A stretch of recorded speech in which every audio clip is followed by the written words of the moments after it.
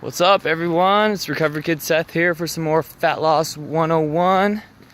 So yeah, here's part 3 of the low carb versus low fat for beginners.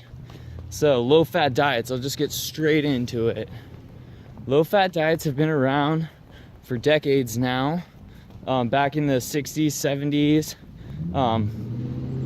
researchers were starting to link patterns between people with heart disease and high fat diets, especially diets high in saturated fat. So that's why ever since then, and especially in the 80s, low fat diets really took off. People have been worried that if they eat too much bacon and too many eggs and butter, that they're gonna get heart disease and have a heart attack and die. It kind of all centers around like arteries getting clogged with cholesterol and all that BS, which I won't get into because there's a lot of people that are going to argue that saturated fat and high fat diets are not healthy and they're not good for you. But there's been a lot of studies in recent years that have shown the opposite. And so both sides are kind of going back and forth right now. So I honestly don't even know what to believe completely. But I tend to believe that saturated fat isn't as bad as a lot of people have made it out to be for a long time. So that being said, so the difference between fat and carbs is you have to have fat to survive. Like that's why they're called essential fatty acids. Same with protein, like essential amino acids. So you can live strictly on protein and fat, but you cannot live on just strictly protein and carbs. So that's why you never hear of a no-fat diet, because you'll die. But that being said, you can go on a low-fat diet and survive. Not a problem. And as long as you don't go too low, because you have to have fat in your diet. It's super important. It makes up your cell membranes. It makes cholesterol, which actually your brain needs cholesterol. So good cholesterol is not bad. And then also like to have good hormone balance, you need fat. Like your hormones are made up of fat as well. And just for your overall health, fat actually plays a big role in a lot of processes inside your body. So you can't go too low on fat. You have to have fat in your diet. Don't be afraid of fat. Fat doesn't make you fat. Carbs don't make you fat. Protein doesn't make you fat. Too many calories makes you fat, period. So don't be afraid of fat. Don't be afraid of carbs. Neither of them are going to make you fat unless you eat too many of them. Anyways, so who's going to benefit from a low-fat diet? Well, low-fat diets are really best for people who are like competitive bodybuilders, fitness models, people in that percentage of the population. They're going to utilize a low-fat diet the most because they want to be able to eat as many carbohydrates as possible so their muscles will be full of glycogen, because glycogen is a stored form of carbohydrates in your muscles and your liver, and it just makes for much better workouts and athletic performance if you're not glycogen depleted. So if you don't eat carbs, you're going to be glycogen depleted. So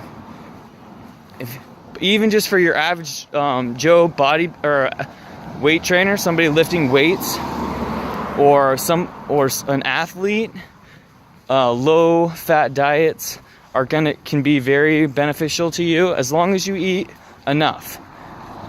But yeah, because you want to save as many rooms as possible for carbs if you're in those situations. Like if you're lifting weights and you're trying to build muscles, you want to have killer workouts, so you want to make sure you're eating plenty of carbs to fuel those killer workouts. And then athletes are just going to perform better if they're on a higher carb diet. And that's just how that goes. So, but what is too low? Because too low is unhealthy. You have to have them. Now, generally recommended for your health, you don't want to go lower than about 0.3 grams of fat per pound of lean body mass. So like, for example, if you were to weigh 150 pounds and you had 20 pounds of fat, so that means your lean body mass is 130 pounds. So a third of 130 is going to be about 42.5. That's just a rough estimate. I mean, So yeah, you don't want to go lower than that. But if you get on MyFitnessPal and you can set up your macros as a percentage, if you want to do a lower fat diet, higher carb, then set your fat at like 20%. That's just a safe bet to know like you are not going too low. You could still be very healthy if 20% of your diet comes from fat. And then that leaves you a lot of room left for carbs, which if you're an athlete, bodybuilder, fitness model, someone looking to build a lot of muscle, or if you're just if you have lots of muscle but you want to get super lean and you want to maintain those big muscles, higher carb diet when you're cutting down to low body fat percentage is going to be beneficial because carbs are very muscle sparing. So yeah, there's that. And also, obviously, you have to keep working out and have great workouts to maintain your muscles while you're cutting. So carbs are your friend in that situation as well. But for the average Joe, like me and probably a lot of you, there's no reason why I need to be on a really low fat, high carb diet. Like, I'm not in any kind of competitions. You know, I exercise and I like to be physically active, and I like having carbs in my diet for sure. But I have found that if I try to go really low on my fat, it's just not enjoyable to me. I just don't feel as good. I'm not as full and satisfied from my meals when I have to go really low on fat, because fat is satisfying and fat helps you feel fuller for longer. And yeah, I mean, and fat is just delicious.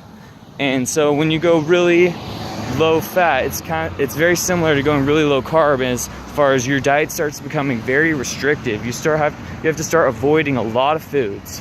And as guys especially, and girls too, like your sex hormones can get out of whack if you go too low on fat. Like some people can handle 15-20% of their diet from fat, but other people need more like 25 to 30% of their diet coming from fat to feel healthy and have good testosterone if you're a male and the girly hormones if you're a girl.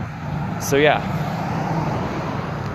So basically what I recommend is, for most people, your best approach is going to be not a low carb diet, not a low fat diet, but a high protein diet with moderate amount of carbs and moderate amount of fat, like a good balance of the two. And that is just going to be, a happy medium for most people. And for me, I have found that that's the way I enjoy dieting the most, is if I don't have to worry about going really low on one or the other.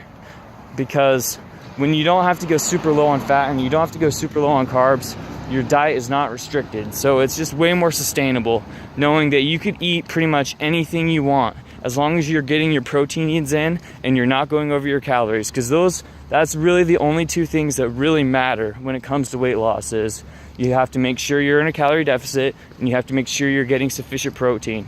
Other than that, you can do whatever you want with carbs and fats and you will lose weight very effectively, as long as you, like I said, and I'll say it 100 times, you have to maintain that calorie deficit. So yeah, and so that's kind of going to lead me into flexible dieting, and that's what I'm going to talk about in my next video. So yeah, thanks for watching. If you like this, subscribe to my channel, and I'm out.